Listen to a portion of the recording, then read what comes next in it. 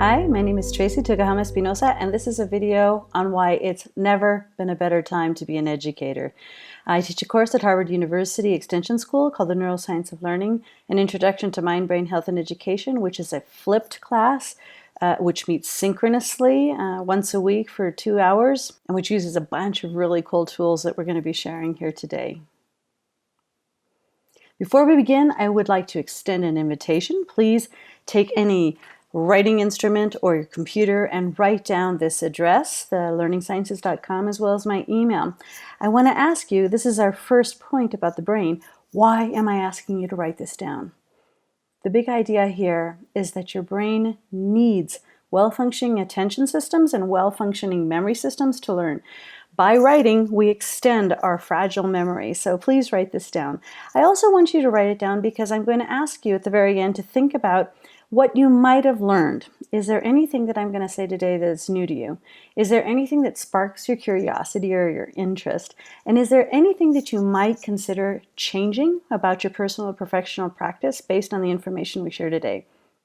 A second reason that I'd like you to write this down is because learning involves emotion. There is no such thing as cognition without emotion. That's just the way sensory perception enters into your base of your brain, and to save energy, your brain wants to know if it already knows something about the information. So it does pass through hubs that are important for processing emotional memories. You are not alone in this. So writing down somebody's email and feeling like you can call in a friend when you have questions is a big deal. So do write down my email.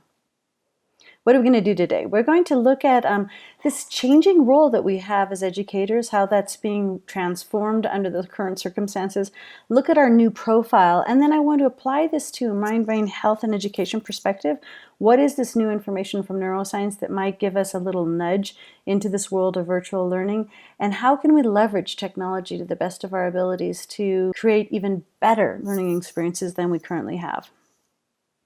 I had the honor in 2017 of serving on the OECD expert panel to determine teachers' new pedagogical knowledge. So this was shared with the ministers of education around the world. And what we really put our finger on was the idea that teachers in training, teachers who are becoming teachers nowadays, do not yet receive enough information about technology, and they do not yet receive enough information about the brain.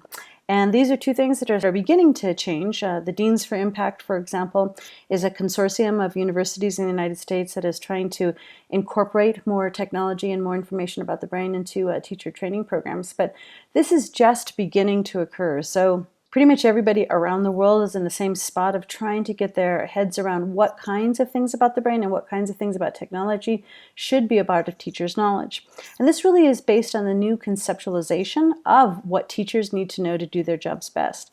We all kind of agree that, you need to have content knowledge. So, if you don't know math, you shouldn't be a math teacher, right? So you have to know content knowledge, but you also need to know how to teach. And even more than that, you actually need to know how to teach your content, because being a good math teacher doesn't necessarily mean you're a good language teacher or a good art teacher. So being able to understand the patterns of errors, for example, that might occur within a math problem is very particular to knowing your content area, but also knowing how to teach it. So content and pedagogical knowledge is now being complemented with technology. We have to learn about what tools are out there, not just what's in fashion, but what can save us time. What are those tools that we can use to leverage the possibility of better face-to-face time with our students, and let the machines do what the machines do best and quickly, and let humans do what humans do very uniquely. Your learning platform might have self-graded quizzes, and that saves you a lot of time, so that you can now talk to the student about why he might have gotten certain problems wrong and what the right answer might be, not just giving him a score. In addition to technology now, though, we also have to add this element of the brain. What do we really know about human learning and how the brain functions, and what can be leveraged within our own classrooms to better improve learning outcomes? We have to put all of this then within our context.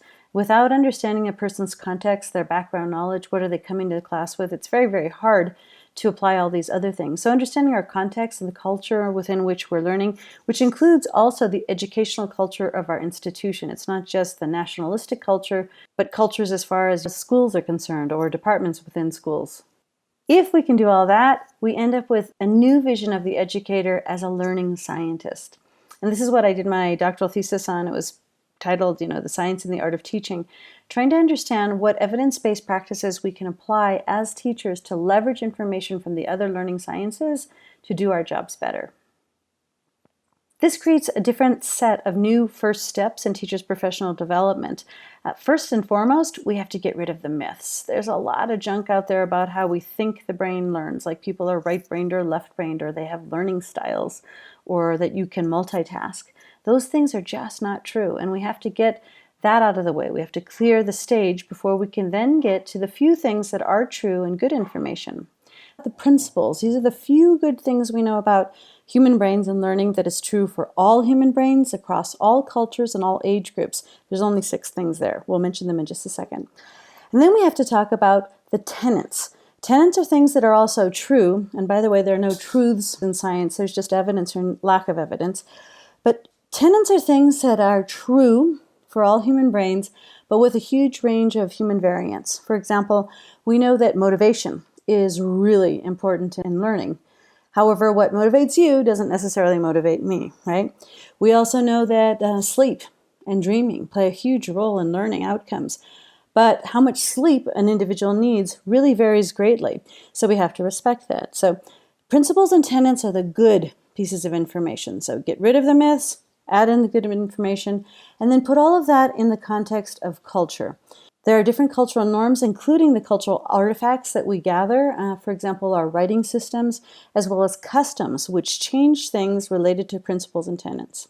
After we've done that, then we could probably recommend certain types of interventions or methodologies or strategies that you should use. But the big idea is to have that background information first so that nobody needs to tell you what you need to do. You'd know because you'd have this base information related to the brain and learning. So if we look at this, let's focus very quickly on the principles. The principles are probably not surprising to you. We know that there are no 2 brains that are alike. We know that individuals are born with different potentials thanks to the genes they inherit from their parents, but also based on the potentiation of only a fraction of those genes based on the context and the culture in which a person grows up in. We also know that prior experience is incredibly important because all new learning passes through that filter before new learning occurs. We know that there's constant changes in the brain, so we just have to be patient because there's a lot of things that happen at a molecular level before you can see it in behavior. And that there's plasticity throughout the lifespan. People can and do learn until they die. And finally, there's a great importance given to memory systems and attention systems, without which there is no learning. These are things that are true for all human brains, independent of where you live, how old you are, or your cultural upbringing. But we also know that tenets play a big role. There are 21 tenets. These things are true for all human beings, but there's a huge range of human variance. This was agreed upon by a panel of experts from 29 different countries, educational neuroscientists, who agreed, yes, it's true. Motivation is crucial to learning. But what motivates you doesn't necessarily motivate me. It's also true that sleep and dreaming is important for learning, but how much sleep a person needs can vary greatly, from 4.5 hours to 12 hours.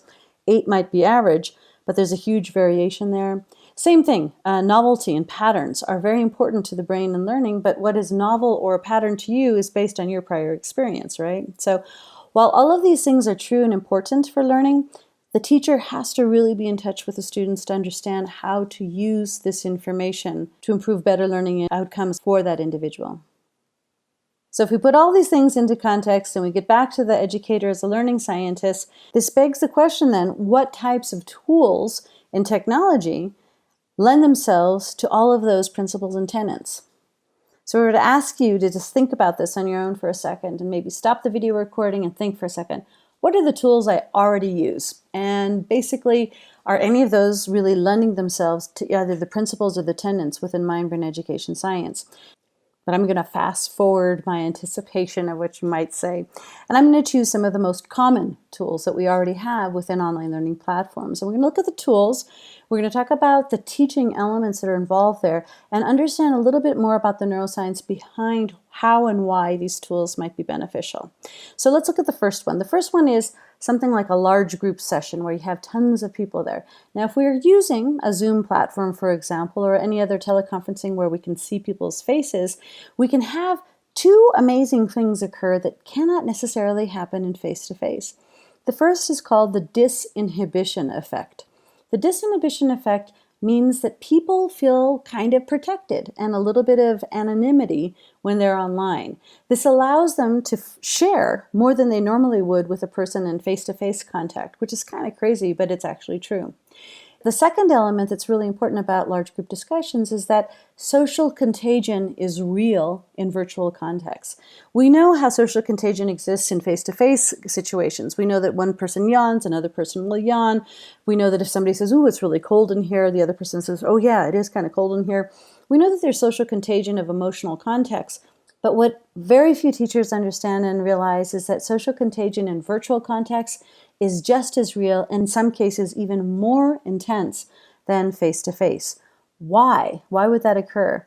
Number one is because we can see each other's faces. You see everybody in the classroom.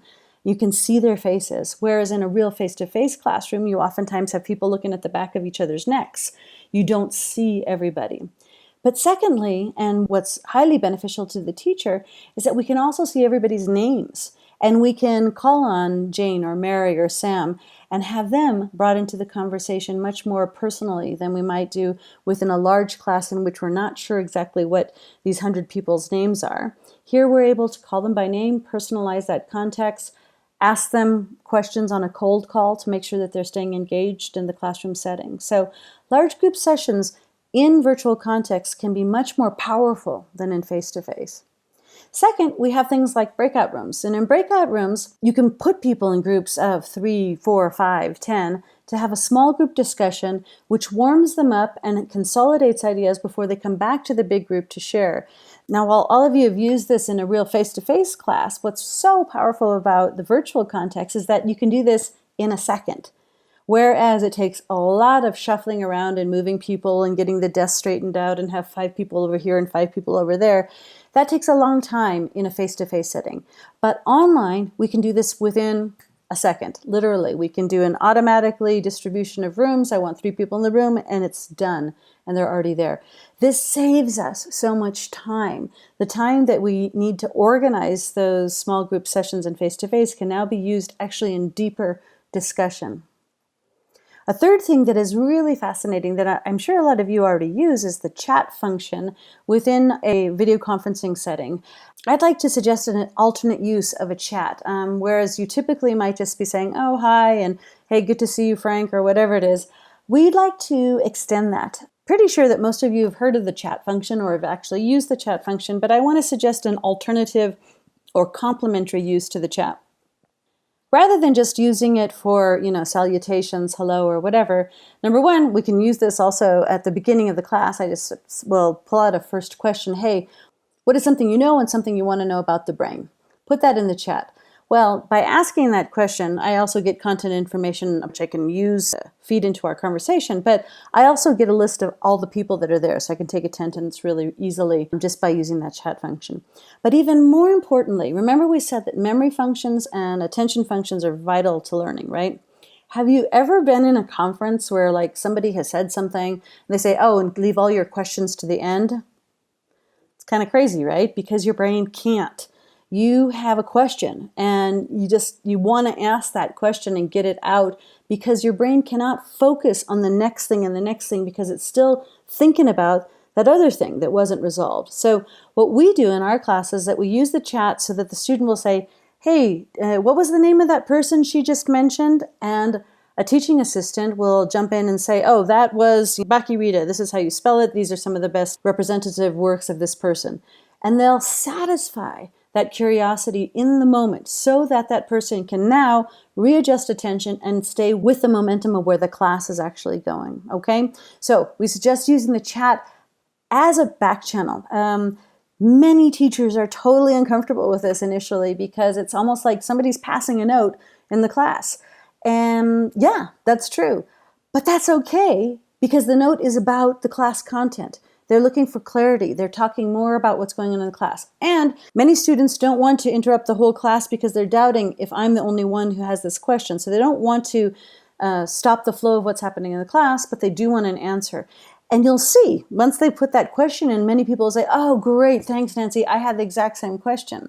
So it's really important to leverage the chat, make sure it's refined and keeps only focused on what was going on in the classroom setting. Don't let the student go down a rabbit hole, but celebrate the fact that they're trying to satisfy their curiosity for your knowledge, for the information that's being talked about within the class setting. Quizzes. I'm sure all of you guys use quizzes.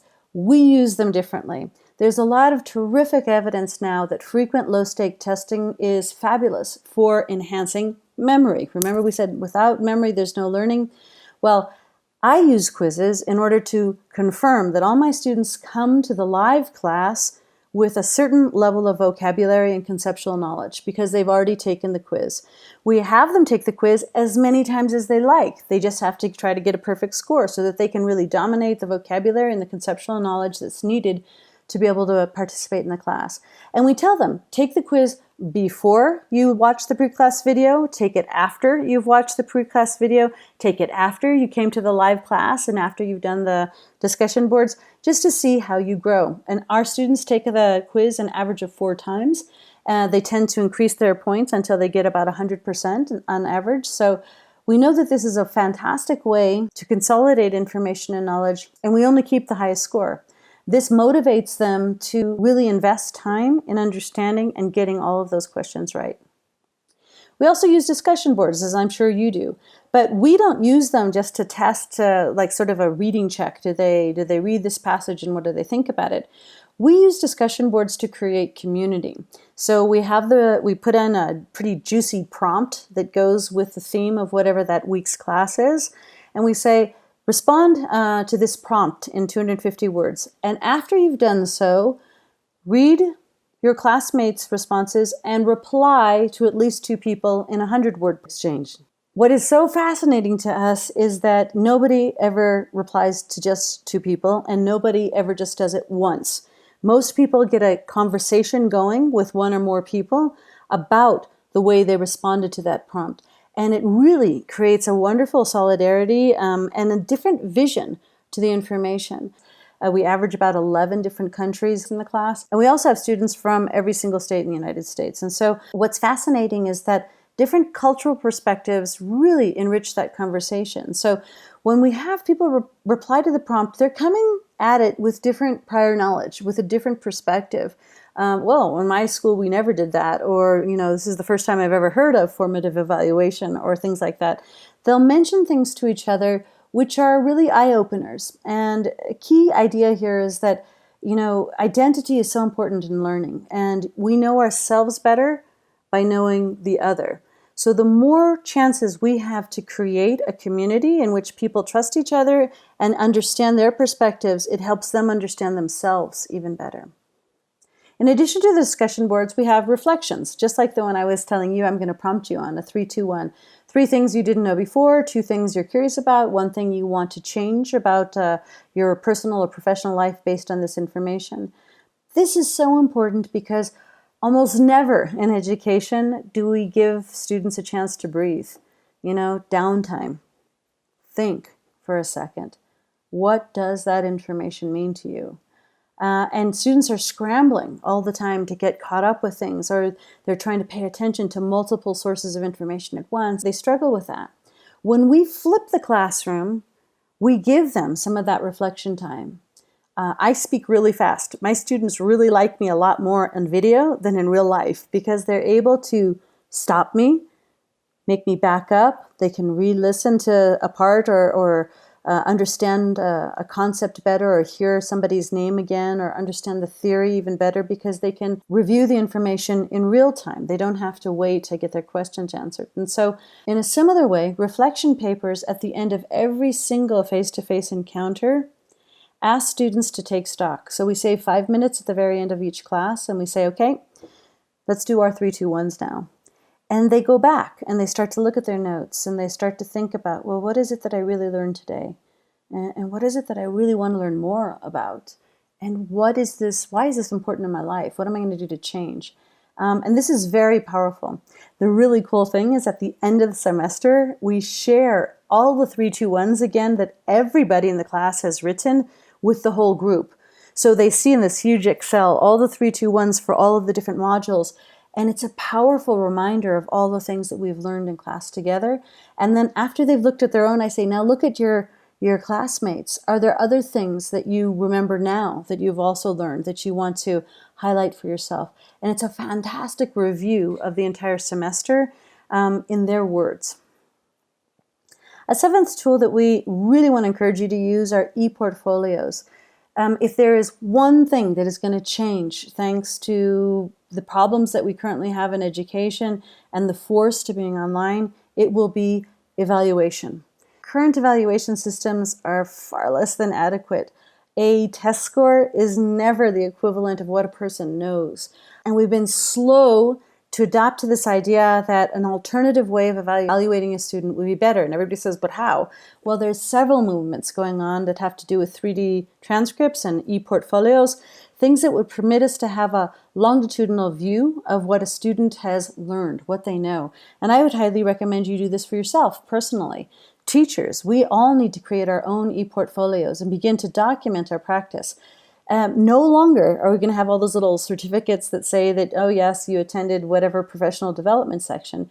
Now you're going to be able to show the video of what you did and your reflection paper of what you did and all these other artifacts that show that you've actually grown with that conceptual knowledge. So e-portfolios are a fantastic way to leverage that and to change the face of evaluation in education. Finally, I want to introduce what I think is probably a new concept because we invented it about 5 years ago in our course. They're called mini libraries. These bundles are curated lists of hyperlinked articles, videos, podcasts for each topic. And we include these within the course. So for every single week, we have a specific bundle that has to do with a specific topic of that week. And the students get to choose. We tell the students, if you're undergraduate, you choose one. And if you're graduate, you choose at least two of these resources and read them or watch them or listen to them before you come to class. And in this way, the students bring and enrich our conversation not only with their own personal perspectives, but they can say, well, you know, as we saw in that Carnegie Mellon video or what Cozzolino said about the neuroscience of human relationships or whatever it is, right? And each of these, we've taken the time to hyperlink this information directly to the articles so that the students can easily have access to them and for free. Why do we do this? Because in the Harvard Extension School, we allow students who are undergraduate as well as graduate as well as non-credit to take the exact same class. We have to be able to differentiate for the needs of all of those learners. And so we've created entry points. For example, somebody might know zero about neuroplasticity. So we can show them a 60-second cartoon of how plasticity occurs in the brain. Or if they're a little bit better than that, they'll watch maybe a 20-minute TED Talk. Or if they're more sophisticated, they might want to read a peer-reviewed journal article. Or some of them actually get into it and they'll watch the 3-hour lecture by the Nobel Prize laureate as he delivers his own understanding of neuroplasticity. So we have a variety of entry points to the same topic. What's so fascinating about that is that it allows every student to begin where they are. Not where my curriculum says they have to be, but it begins at their starting point and then they build up to it. What is fascinating for us is that we can look at the student analytics and we can see that people will spend hours in every one of these bundles and they'll say to us, oh, it was a rabbit hole. I just went down it and I just found this and that and the other thing. And they will always watch more than one or two of the different sources that are in there. They will always go deeper because they're curious. And this allows them choice. And the autonomy of being able to choose what you're going to do is very important. This leads to the last point of being able to differentiate homework. So students have to all watch the same pre-class video and they have to all do the same kind of quiz. But they get to choose how they are going to supplement their knowledge before they get to class. This allows us the differentiation needed to meet every student at their own starting point. That is vital, which is why we have a higher success rate of students completing the course than I think many others do. So think about the use of bundles in your own classroom. And if anybody wants a tour of the course that we have in Canvas, very happy to give it to you to show you how we use each of those tools and how they balance out to make a really wonderful instructional design. We also have additional tools that have been shared with you already, I believe, related to video examples of how classes are managed in Zoom within this context of a flipped classroom with a synchronous meeting time. And we invite you to explore those things and then get in contact with us if you have any questions.